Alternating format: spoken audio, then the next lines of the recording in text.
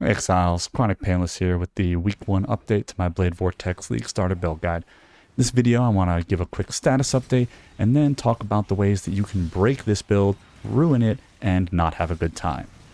So status update wise, the build is performing exactly as expected, which is to say quite well, holding up against the Crucible mobs as well as any other build, if not a little better because of how freeze can basically trivialize them. And I've found that all of the changes from the most recent patch certainly didn't break anything in the build, and the stuff that was, moved around, maybe, they took a little away from this suppression here, gave a little more there, took away some crit here, gave a little more there. It was very easy to, manage all of that and get the build back to blasting again. So, after a week, I'm now swapped to the Occultist version. As you might have guessed from the meme intro, I've talked myself once again into playing a more glass cannon version, and I realized that this is not going to be everyone's cup of tea, and I really hope you don't think I'm being too hypocritical here when I, play the way that I want to play and have a guide that, helps people play a slightly different way and a way that is going to be more palatable to a lot more people. That being said, this build is super malleable. You can do so many different things with it. Tons of options as far as specialization or investment, target farm. And because of that, that's what I wanted to talk about in this next part of this video here, where I'm going to go through the things that you cannot change. Because quite frankly, the answer to 90% of questions about, oh, could I try X? What about this? Would this work? Are yes if. And it's, yes if you want to make this trade-off. Yes if you're farming this certain content. Or, yes if you can get this certain piece of gear. There's almost always ways to make whatever idea you might have work with the foundation of the cold conversion BV witch. And with the notable exception of the stuff that I'm about to talk about. So first up on that list, and absolutely the most important thing, is the skill duration to seal generation ratio. If you didn't watch the 3.20 video where I really broke this down in excruciating detail, I highly recommend you go give that a look, because this really is the foundation of the build. There's nothing more important to BV than maintaining 10 blades for maximum damage output, and doing so is super easy if you obey that ratio, and it's so comfortable to just get into the rhythm of the Unleash casting and just absolutely cruise without having to worry about, if you're dealing as much damage as you could be. So, definitely obey that ratio. You're going to need 4 seals. You're going to need enough duration to cover 2 full 4 seal generations on your BV, plus a little bit of cushion. As long as you obey that, you'll have a much better time than you would otherwise. The next most important thing is freeze proliferation. Because freeze is our primary layer of defense early on in the build, it's so important to take advantage of the power of freeze proliferation. Not only does freeze proliferation make it so that you freeze, more targets in the sense of larger numbers of targets with each freeze, because of the way it spreads, you also are able to freeze even beefier targets than you might have frozen otherwise. The reason for this is that the freeze proliferates based on the original duration, not by the damage of the original hit.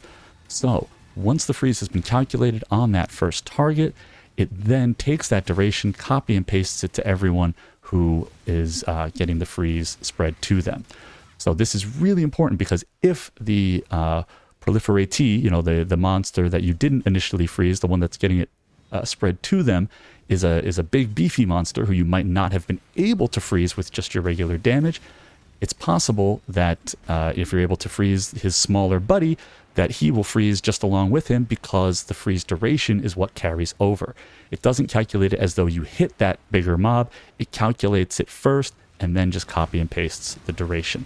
So make sure that you're taking full advantage of freeze proliferation, especially early on in the build. This is not something you're going to be able to get rid of until you're in the absolute stratosphere of damage output and explodiness. The last of the really, I would say, big 3 things that you certainly shouldn't do if you want to have a good time on the build is dropping Vaal BV.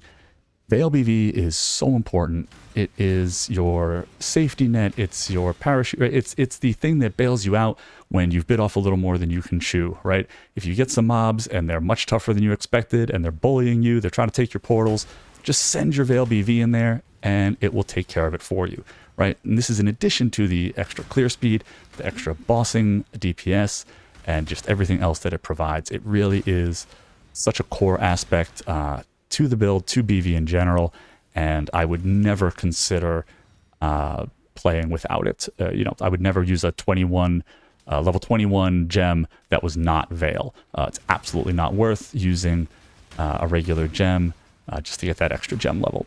Vaal is that important. The next couple things that I wanted to talk about involve critical strikes. The first, I'm just going to cover quickly. Make sure you're removing the Elemental Overload keystone when you start investing in critical strikes. This keystone provides tons of value until you start investing in critical strike multiplier, which is a much easier way to scale your damage into the late game. So while we take advantage of it early, it is actually going to become a hindrance later on, robbing you of huge amounts of damage. So if you are investing in critical strikes, make sure you unallocate that that keystone, I should say. The next thing with crit is make sure you are getting as close to crit capped, if not over crit capped as you can, because if you're critting, that's when you're freezing, that's when you're dealing your big damage, and it's really important to be doing that reliably so that things are getting frozen on that first hit. You want to make sure that even if some of your conditional sources of crit, like maybe you have a diamond flask, maybe you have an assassin's mark, right? Some of those things are not going to be 100% uptime. That's why it's okay to be a little overcapped on crit, because I really think it's that important to be as close to capped as you can the rest of the time. The next thing I want to talk about is taunts. These golems obviously provide a huge amount of tankiness and quality of life by taunting your enemies, and when you swap to the occultist, you will sorely miss that if you don't pick up the anomalous heralds of purity. The anomalous heralds of purity really are another just foundational piece of this late game loadout. They trivialize so many fights. They really help you take some of the pressure off, enable you to move around more freely, get those casts of BV off, even in really dangerous times. So absolutely make sure you keep a source of taunt throughout the build. The next thing I want to talk about is the tendency of people to be tempted to drop Alira and go for the triple bandit kill 2 passive point option. I truly think this is a bad idea. The value you're going to get from those 2 points is almost always going to pale in comparison to what Alira has to offer. But the 2 passive points that we would get from the bandit kill is just not that much value. There are points that we need, but once you have those points, you are not going to get too much value out of putting a couple extra. You're going to get much more from Alira. Trust me when I say that Alira is worth keeping all the way to the end of the league.